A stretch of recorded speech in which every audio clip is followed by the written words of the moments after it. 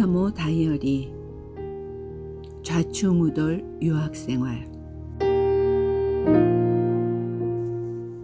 중국의 역사를 보기 위해서는 북경을 가고 중국의 발전을 보기 위해서는 상해를 가라는 말이 있다. 북경은 중국의 수도로 800년의 역사를 가진 명승지와 세계 최대 규모의 건축물과 오랜 역사가 새겨진 고풍스러운 거리를 간직하고 있는 도시이다. 우리나라 사람들이 북경 여행을 가면 세계에서 가장 큰 광장으로 마오쩌둥의 대형 초상화가 걸려있는 천안문과 9,999개의 방으로 이루어져 있다는 세계에서 가장 큰 궁전 건축물인 자금성과 중국 황실의 여름 별궁으로 궁궐과 호수가 아름다운 이화원과 북방 유목민족의 침략을 막기 위해 오랫동안 건축한 인공위성으로도 관찰된다는 지구상 유일한 건축물인 만리장성을 보며 그 스케일에 놀래고 아름다움에 놀랜다. 우리는 아이들이 북경에서 대학을 다니며 그곳에 머무는 동안 관광지 외에도 북경의 골목골목과 현지인들이 많이 가는 공원, 외곽 지역까지 곳곳을 다녀보며 중국의 속까지 체험할 수 있는 좋은 경험을 했다. 큰아들 운우는 대학 4년 내내 북경대학 기숙사에서 생활을 했다.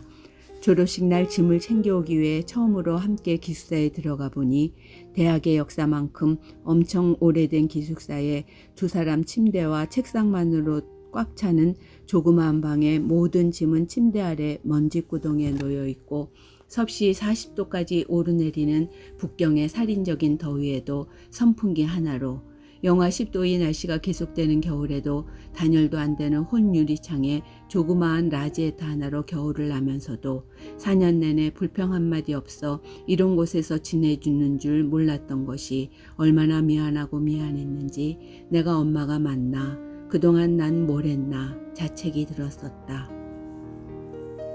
둘째 성우는 학교 기숙사가 부족하여 학교 근처에서 방을 얻으며 4년 동안 지냈다. 중국은 전세라는 개념이 없고 월세를 낸다. 보증금 같이 월세 2달 정도를 맡기고 살게 된다.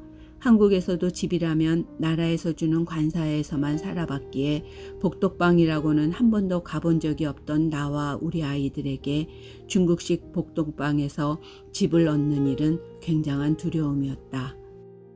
처음 얻었던 집은 그야말로 시멘트로 방만 나뉘어져 있지 아무것도 없어 비싼 것은 아니더라도 냉장고, 에어컨, 세탁기, 식기 모든 것을 새로 구입할 수밖에 없었다. 하지만 월세 기간이 지나 다른 곳으로 이사 갈 때 몇 가지 짐들만 먼저 옮기고 에어컨이나 냉장고, 세탁기 큰 것들을 나중에 가져가겠다고 하니 사람들이 집 보러 오면 열어야 한다고 열쇠를 달라 하여 먼저 주고 며칠 뒤 짐을 꺼내기 위해 문을 열어달라고 하니 이미 다른 사람이 집을 보고 간 상태라고 문도 안 열어주고 짐도 못 가져가게 하였다. 정말 어처구니가 없고 무슨 이런 경우가 있나 황당했다. 칼만 안 들었지 그야말로 날강도가 따로 없었다. 중국의 경찰인 공안에 가서 신고하려 했지만 공안도 외국 사람 편을 안 들어주며 이런 일은 다반사라는 말을 듣고 모든 것을 포기해야 했었다. 이런 일을 경험하면서 그 후 몇 번 이사를 할 때 성우는 모든 것을 철저히 알아보고 조사한 뒤 집을 얻으며 부동산에 취직해도 되겠다 싶을 생각이 들 정도로 모든 것에 경험이 풍부해졌다. 둘째가 집을 얻어 있었기에 방학 때는 형도 그곳에서 함께 지낼 수도 있었고 나도 한 달씩 가서 머물 수 있었다. 궁교에는 중고등학생들이 많지 않아 서울에서 대학을 아이들이 다니게 되면 청년 사역이 잘 되어 있는 서울 온누리교회 대학부에서 우리 아이들도 양육받으면 좋겠다는 생각이 늘 있었는데 하나님께서 그 마음까지 살피셔서 북경에서는 북경 온누리교회를 섬기게 되었다.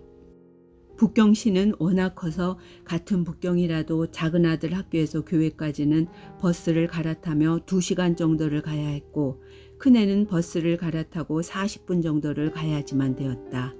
거리가 그렇게 멀어도 아이들은 주일은 물론 4년 동안 새벽 예배를 드리려고 노력하였다.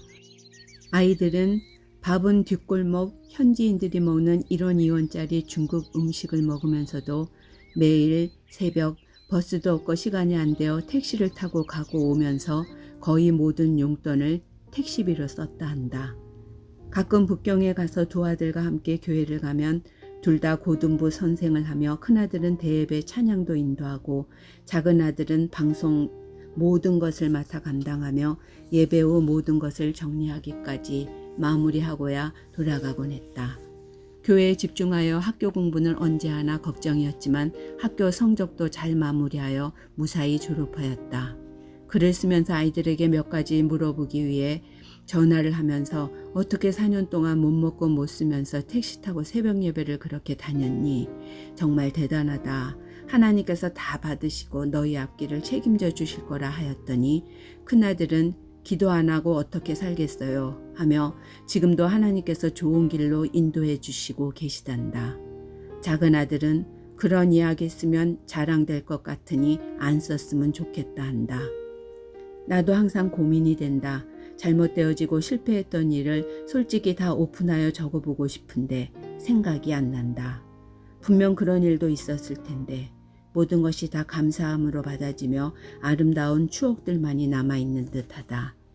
아이들의 유학 생활은 어둠 속을 헤매이는 것 같고 힘들고 어려운 도전들이었을지라도 십자가에서 죽으신 예수님을 믿는 분명한 믿음을 주셔 그분을 의지하였기에 주님의 은혜와 능력으로 감당할 수 있었던 일이었다. 말씀과 기도의 줄을 놓지 않고 빛의 자녀로 살게 하여 주신 하나님께 모든 영광을 돌린다.